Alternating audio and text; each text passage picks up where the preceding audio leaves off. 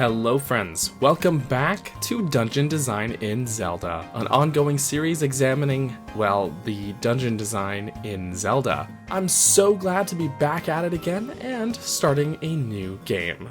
That's right, we're jumping into Breath of the Wild.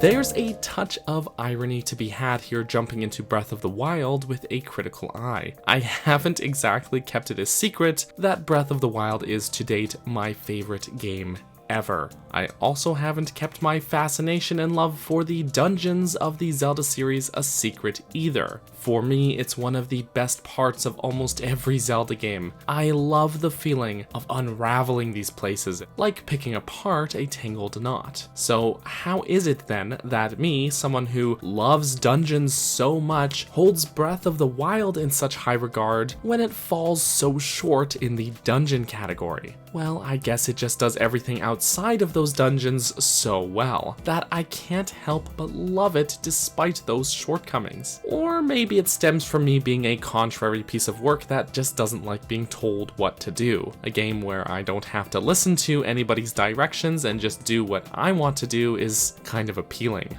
No, really though, the world design outside of the dungeons in this game is superb, the best in the series in my opinion, and that idea of free exploration, of openness and non-linearity influences every aspect of this game's design, including that design within the dungeons, to the point that some people don't even count these as dungeons because of just how radically different it all feels from past games. And sure, that's a valid standpoint to take, but not a sentiment that I necessarily share 100%. I don't personally view the shrines as dungeons, so much as they are stand-ins for finding heart pieces in the overworld, while also doubling as fast travel points. The actual dungeon tropes, such as getting a map, rewarding us with a full heart container after a boss fight, and granting us a new item, or in this game's case, the champion abilities, all of that, it's all here in the Divine Beasts. But we'll get into that soon. As usual, let's just start with a quick overview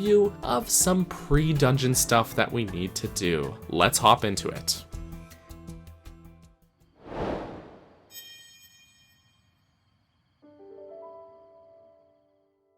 Now, this being Breath of the Wild, you might think that aside from the Great Plateau, that there isn't anything mandatory that you actually have to do before any of the Divine Beasts, right? I mean, technically the Divine Beasts themselves aren't even mandatory. You could skip them and go straight to Ganon if you wanted. But if you are choosing to challenge the Divine Beasts, the game does make you do some questing beforehand. You can't just paraglide over to the Divine Beast's back and board it. That's been tried.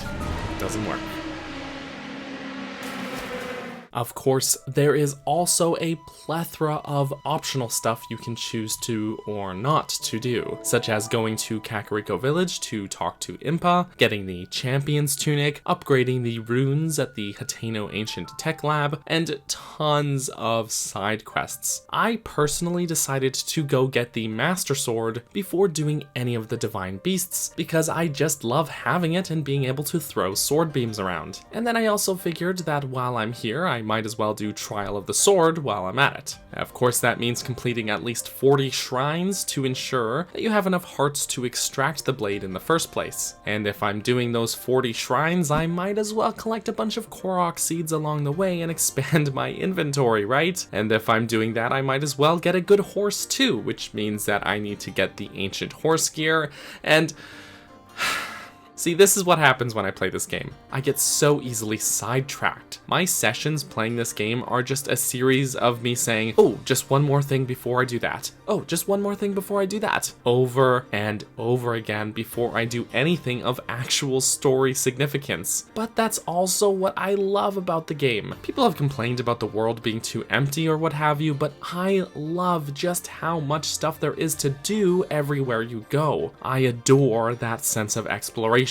I Love this world. Another bit of freedom this game offers is that unlike previous games that we've examined, there is no set dungeon order. You can complete the divine beasts in any order you'd like, or choose to skip them entirely. But Vah Ruta, in particular, feels to me like the intended first dungeon. The game sends you in this general direction early on by suggesting you visit Kakariko Village. From Kakariko, you have a great view of the Lanayru wetlands, where you might decide to go visit this shrine or the nearby tower. But scattered all around this area are a bunch of Zoras who will accost you and ask you to go see Prince Sidon at Inogo Bridge, which is right beside the Lanayru Tower. Basically, there is this entire area of the map that funnels you towards this divine beast, which is not the case for the other three. Maybe that's because the other three are more openly visible in the overworld and therefore easier to find, but it really feels like the world design is pushing you towards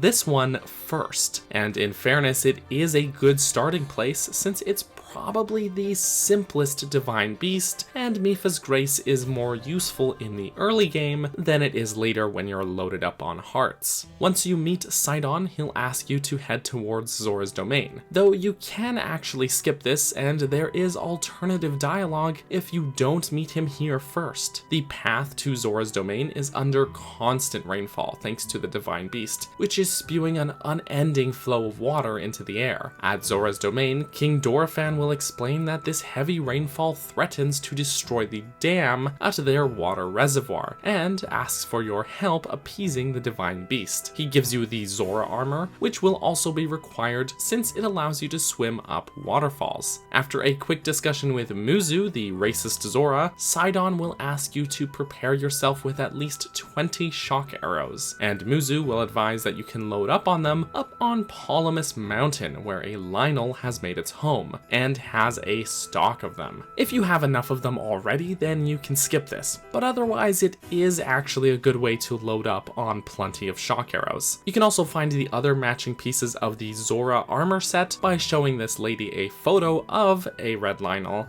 and by finding this chest in Toto Lake. You know, if you want the whole set, that is. Once you're all prepared, you and Sidon can take the attack to the divine beast. You can ride on his back while he swims around the reservoir lake, use Cryonis to destroy the ice that the divine beast launches at you, then swim these waterfalls and shoot the orbs on the divine beast's back with shock arrows. Slight confession here, but I personally love these attack on the divine beast sections. They're really exciting, and the idea of having to work together with another character and fight your way inside this giant machine is very different from what we've seen in the past, which often has just come down to stumbling upon a dungeon entrance somewhere. This sequence in particular somewhat calls to mind for me the chase towards the sand ship in Skyward Sword, which I also loved. Sadly though, this scenario is short-lived. It only takes 4 successful shots with shock arrows to stun Vah Ruta, and personally, I would have loved to have seen this sequence expanded upon even further. Sure, Ruta will also launch these ice attacks at you, but I personally never found this to be much of a threat, since you can very easily use Cryonis to counteract this. But alas, once all 4 orbs are zapped, the divine beast will be stunned, allowing you to board it and head inside. Show the enemy no fear. I'll see you back at Zora's domain. Farewell.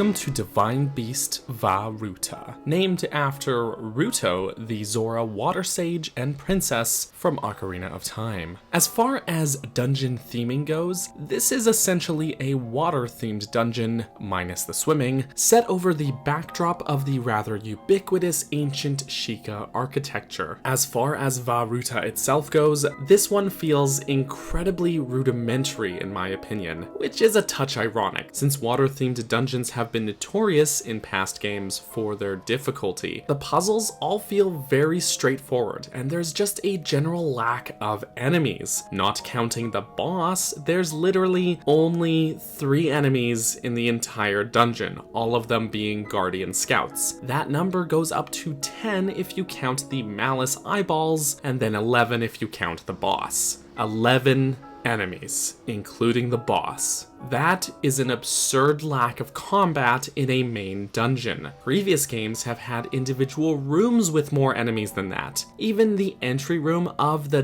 Deku Tree, the most tutorial dungeon of all tutorial dungeons, nearly matches this total number in this one room.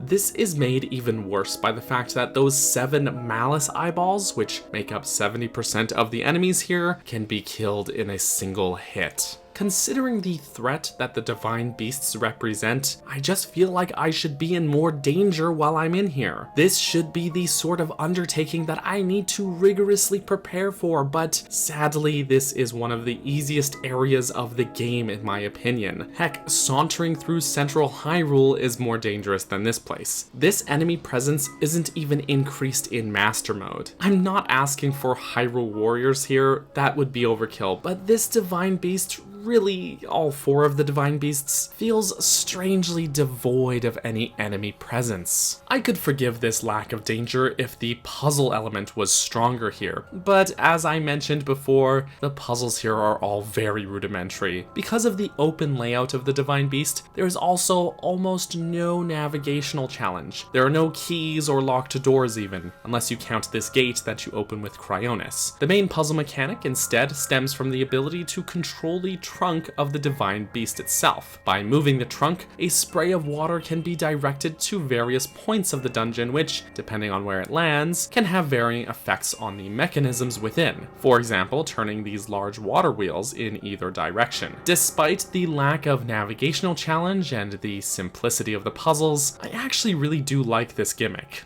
Being able to control this freely at any time, riding these rotating water wheels, and being able to traverse the dungeon is actually pretty fun despite those aforementioned issues. I like the idea of manipulating the dungeon itself in such a flexible way, and in a way that is meaningful to the progression. I also think this dungeon uses its verticality really nicely. The dungeon has 3 main interior floors, the trunk, which can extend upwards, and the roof. And because of the way they're stacked within the structure, with this largely open concept allowing you to glide between floors, the dungeon has a very cohesive layout. It feels like it all makes physical sense. Nothing against the dungeon layouts of previous games, of course. I love those winding, twisting labyrinths, but I also have to admit that often outside of a central room, the areas of many previous dungeons have felt disjointed in a way that you just don't get here. That idea is a bit of a double-edged sword, however. It is great that this all makes physical sense within this space, and that the entire dungeon is basically loaded into one area at once and is freely traversable. But the downside to this is that this limits the scope of the dungeon. They've somewhat trapped themselves in a box by doing this. From the outside, these divine beasts look massive, and they are, but compared to previous mainline Zelda dungeons, they're actually very small in scope. A dungeon with 3 floors, 4 if you count the roof, does sound huge, but when each floor is basically a single room, or worse, just a component of a single room, it becomes very clear that this just doesn't compare to the massive multi-room structures of previous games. Compare this map I made of Vah Ruta to, say, the map of the Forest Temple from Ocarina of Time, or even better yet, the Water Temple, and it's simply no contest. In terms of architecture, there isn't too much to say here. Vah Ruta is an ancient Sheikah construct, using the same swirling patterns and designs as the shrines. These are actually based off of real-life Japanese Jomon pottery. This inspiration is made all the more clear if you look at a Jomon urn, turn it upside down, and compare it to the Guardians. It's clear as day. Taken on its own, I actually really love this architectural style. I think it really stands out and is totally different from anything else in the series. That said, within the context of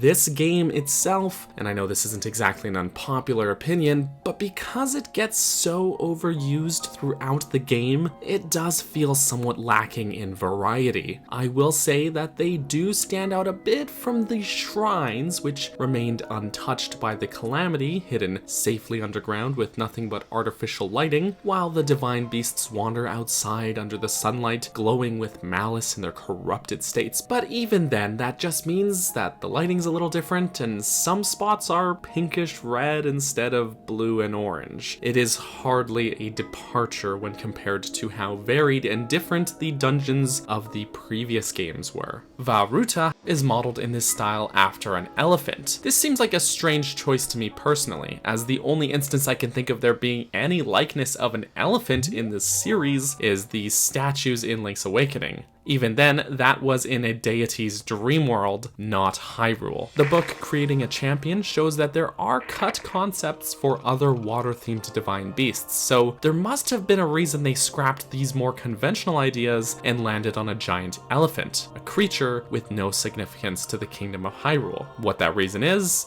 still a little beyond me. But maybe of all these ideas, the elephant is the one that made the most sense from a level design standpoint, since there's no underwater swimming in this game. The game is also far more explicit about presenting the history of its dungeons, compared to previous games where ancient ruins just seem to be here without any explanation. 10,000 years before the Great Calamity, the technologically advanced Sheikah built the 4 divine beasts and the Guardians as an overpowered army in order to subdue Ganon. While the Guardians are autonomous, the divine beasts require a pilot with whom they could form a spiritual bond. In preparation for Ganon's prophesied return 100 years ago, the Kingdom of Hyrule excavated these divine beasts and planned to use them against Ganon just like their ancestors did. Vah Ruta in particular was excavated somewhere near Zora's domain, though if I had to guess where exactly, it would be this quarry area just to the north of Zora's domain, Ulria's Grotto. What the Kingdom of Hyrule didn't account for was their adversary being so cunning. Ganon learned from his past defeat and had a strategy of his own, turning the weapons found to use against him into his own personal army. When Ganon returned 100 years ago, Mipha rushed to her divine beast, only to find an agent, an extension of Ganon's power inside, killing her and taking control of the giant machine. Okay, let's talk about the music for a moment. Many people critique Breath of the Wild's soundtrack for being uninteresting or too toned down, but I personally really love it. The quieter moments of the game make the sparse but deliberate use of music stand out all the more. As far as the music of Vah Ruta goes, I think it's fantastic. There is an incredibly palpable sense of sadness in this track. It's predominantly piano with what sounds like grinding machinery in the background, making for this tragic ambience.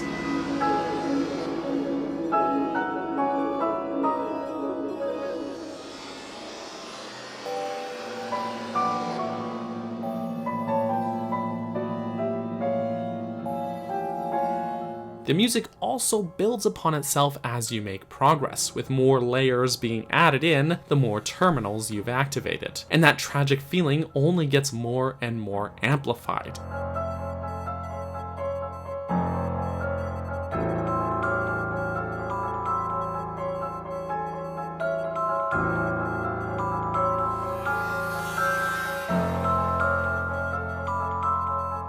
Once all the terminals are activated and you have to make your way to the boss, the theme shifts into a faster-paced theme with this dark sense of urgency. It's worth noting that this part of the song is the only time a percussion layer is present here.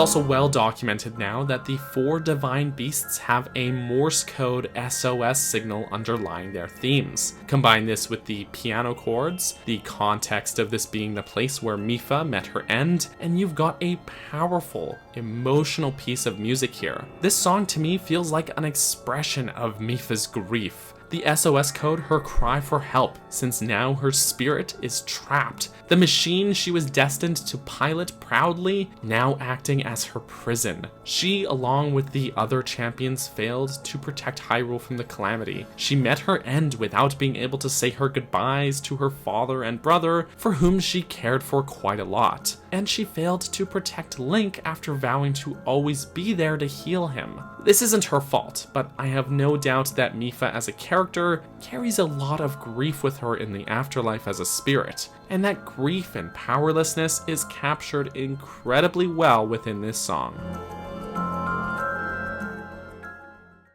Alright, let's review the progression in detail. We'll enter the Divine Beast from this side boarding platform. Up this ramp, we'll find the first floor central room. From here, there's a ramp down to the central control unit, but we can't do anything with that just yet. So instead, we'll need to start by following Mipha's instructions to download the map from the guidance stone here. The gate blocking it can easily be lifted using Cryonis. Once the map is downloaded, our objective is to activate 5 terminals spread out around the Divine Beast. As I mentioned before, you can actually do these in any order you'd like, but I'll cover them in the order that I find to be the most logical and natural in terms of when and how you'd come across them. The first one is right here in this central room. You just need to use Magnesis to turn this crank and raise this platform with the terminal. Easy. There's a ramp to head upstairs along the outside of the Divine Beast, taking us to the second floor. The second terminal can be found here inside the smaller of these 2 water wheels. Simply use Cryonis to halt the water flow that turns the wheel, step in, and activate the terminal. There's another ramp over to the center of the larger water wheel, which houses the third terminal. To open the gate, this orb has to be in this slot, so you'll need to time your use of stasis to keep it in there. From here, the only way to make progress is to ride along the water wheel itself and onto this ledge. Once you've made it up here, there is a switch that activates a waterfall, creating a shortcut back up. You can follow this hallway from here out to the Divine Beast's trunk, where you'll find the next terminal. The easiest way to reach it is to manipulate the trunk and paraglide over, then move the trunk back to its upright position so that you can activate the terminal. This should also give us a good jumping off point to reach the roof of the structure. The final terminal is found here in this very top room. The terminal itself is surrounded by flames, so we'll need to use this crank to open the hatch in the ceiling. The sunroof, if you'd like. This will allow us to now move the trunk into position to douse the flames, granting us access to the terminal. Just as a side note, there's a handful of optional treasure chests we can find to nab some goodies as well, including this one on the roof, one in the water at the bottom floor, this one on a ledge, and this tricky one inside the larger water wheel, which requires some tricky timing with stasis to get. Aside from that, the only thing left to do is activate the central control unit, which leads us to the boss fight.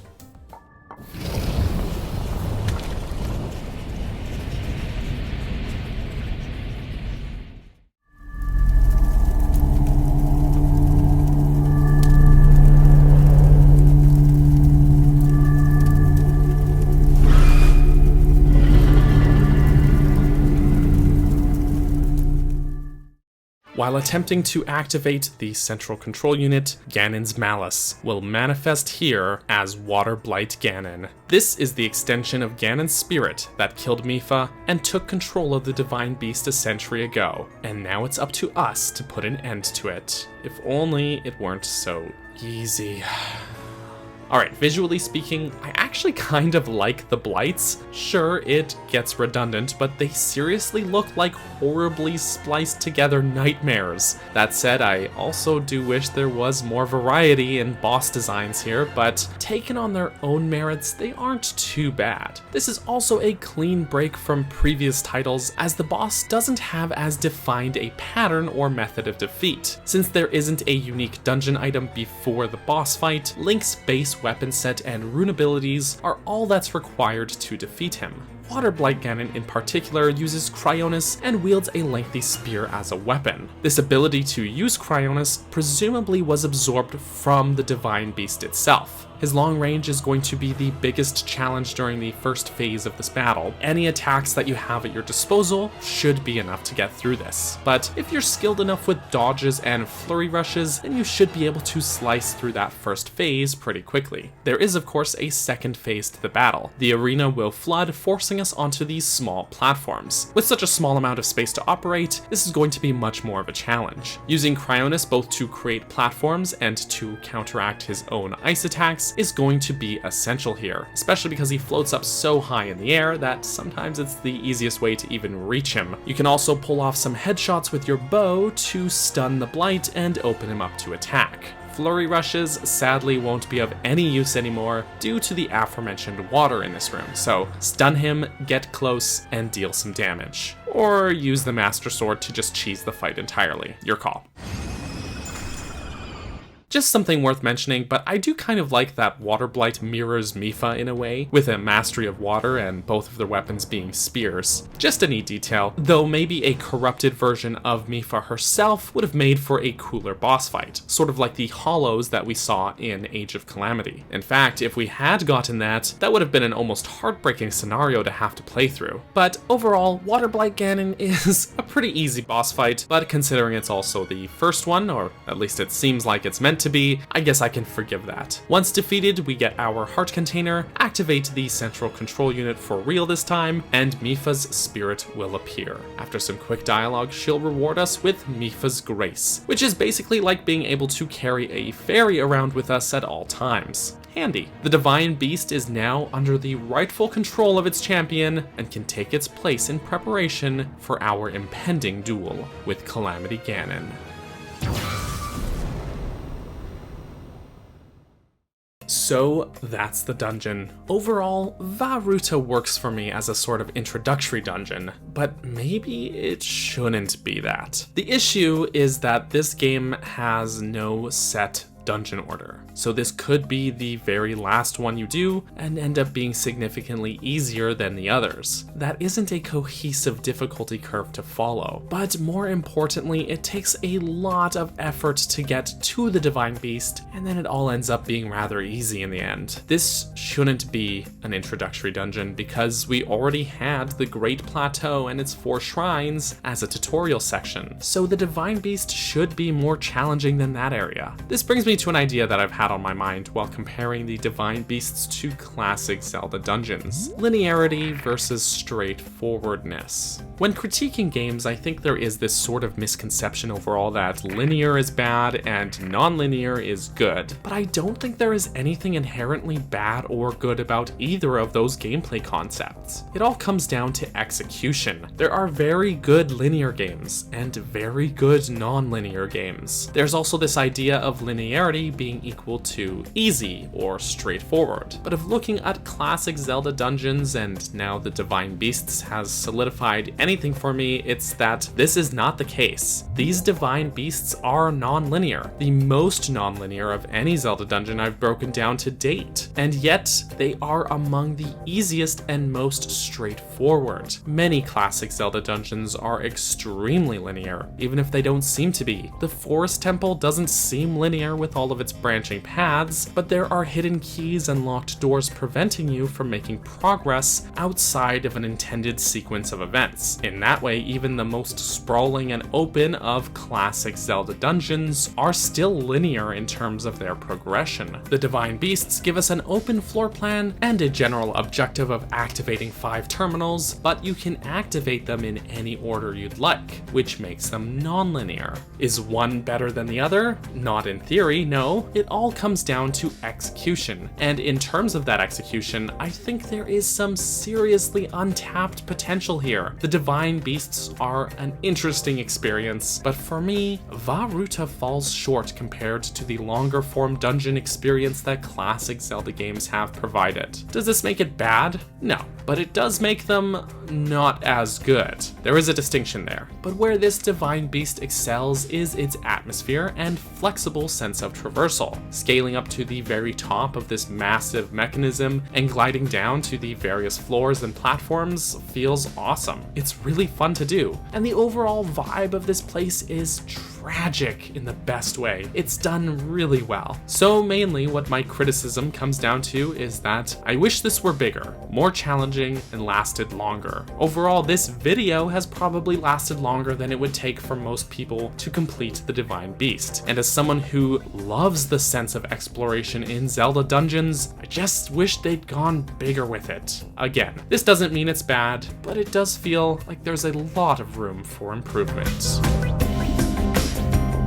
Thank you so much for watching this video. Before we end this off, I just wanted to take a moment to say thank you to my patrons and channel members, including, but not limited to, Greymage, Brenda, Tetra, Callie, Ethan3G, Gale, Hylian Wes, Justin, Clifford Longhead, and Midnight Naomi. Thank you all so much for the support and for watching, and I will catch you all next time. Bye-bye!